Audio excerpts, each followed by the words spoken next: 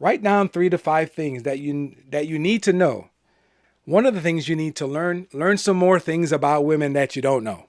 Learn what it's like for a mother. I just shared a blog yesterday, somebody that I followed. I shared a story that I read. I read it, what it does for me. One, it helps me to understand, to learn, to know. And the other thing it helps me to do is empathize. Like, oh wow, I probably didn't think about this before. My wife may be feeling that way because it's written by a woman. It's written by a woman who's a wife. It's written by a woman who's a mother. It's written by a woman who's running a business. So it's written by a woman who's already doing a lot. And so by me reading what that woman has to say, it creates awareness in my mind. Now I'm like, oh, I know some things I probably didn't think about before. I probably know something my wife didn't share before.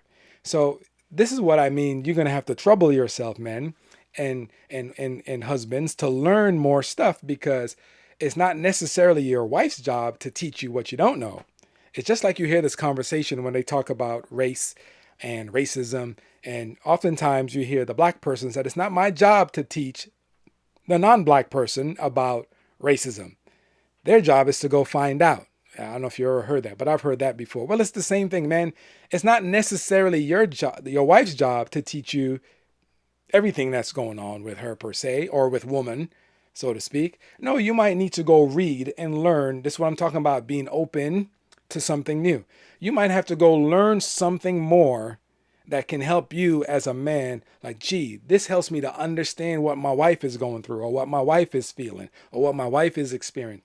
And now that I'm understanding all this, now I can go a little deeper. I can help her, or at least I can empathize. There's that word, people talk about that when they talk about social emotional intelligence and that kind of thing, right? Now you can empathize more, like, okay, now I know, and I can, maybe that can come through the next element, right? That can help me love her more. That can help me, show or demonstrate the stuff that I want to see.